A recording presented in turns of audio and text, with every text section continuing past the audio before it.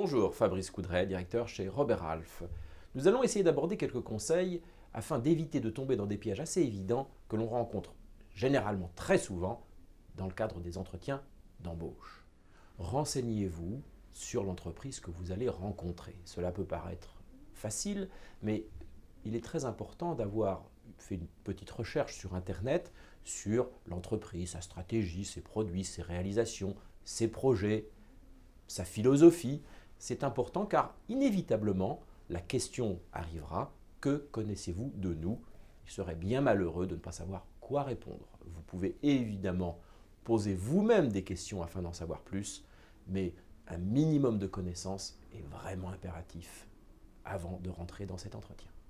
Un point de curiosité, mais aussi très important: si vous avez le nom et le titre des gens que vous allez rencontrer, renseignez-vous sur eux. Pour une raison très simple, à la fin de l'entretien, il est très valorisant pour votre interlocuteur, et de surcroît pour vous, de parler de l'expérience passée ou du parcours de la personne avec qui vous avez discuté pendant plus d'une heure. Donc n'hésitez pas à faire ce petit exercice. Si vous en avez besoin, vous verrez à quel point la connaissance de votre interlocuteur est un élément essentiel. Il est parfois très rare, mais cela peut arriver, d'avoir des questions d'ordre politique ou religieux. Le conseil que je peux vous donner, c'est ne tombez pas dans le piège d'adopter une position ferme, et je vous conseille d'éluder la question en disant: si cela ne vous dérange pas, je préfère ne pas répondre à cette question. Le recruteur peut tenter de vous piéger sur une attitude. Le fait d'avoir un excès de familiarité ne viendra pas spontanément probablement de vous, mais viendra de votre interlocuteur qui va tenter de vous amener sur un terrain très familier, très détendu. Gardez vos distances, soyez vigilants. Certes, le coller à l'image de son interlocuteur est une technique d'entretien, mais ne tombez pas dans le piège de l'excès de familiarité. Dès lors, on va tenter de vous y amener. Soyez vigilants. Gardez votre self-control dans toutes les circonstances. J'entends par là que le recruteur peut vous tendre un autre piège, celui d'une question impertinente. Vous provoquez, haussez le ton. Restez zen et détendu. Continuez à sourire, répondez calmement, ne tombez pas dans l'impertinence et ne réagissez pas à une provocation.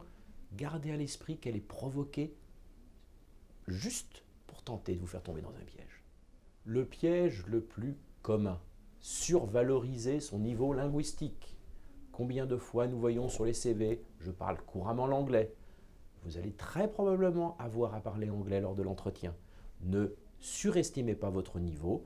S'il est moyen, dites qu'il est moyen. Vous aurez l'occasion de le prouver. S'il est excellent, bien entendu, vous aurez également l'occasion de le prouver. Ne survalorisez pas votre salaire.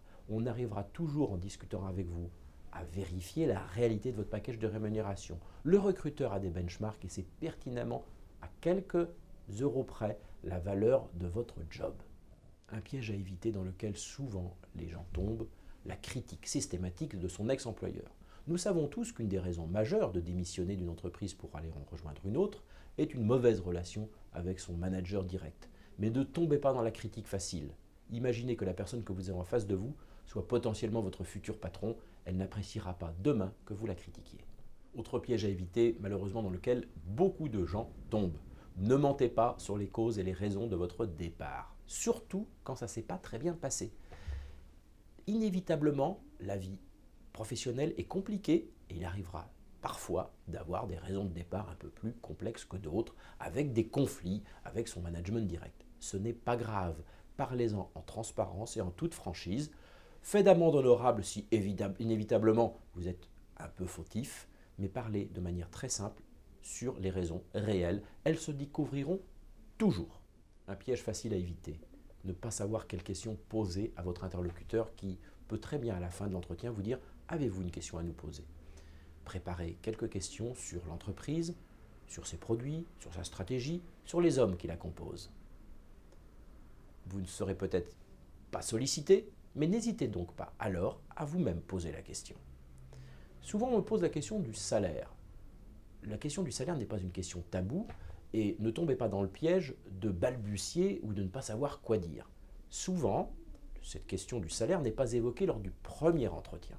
Cependant, lors du deuxième entretien, viendra le sujet de l'argent. Détaillez avec précision le fixe, le variable et les autres avantages. Et ne dites surtout pas « je dois avoir à peu près tant »,« je pense que j'ai à peu près tant ». Non, vous devez savoir très précisément, à l'euro près, vos revenus. Même si vous l'avez compris, ces pièges ne sont pas bien méchants, ils sont importants aux yeux du recruteur. Une préparation, de la décontraction, bon entretien.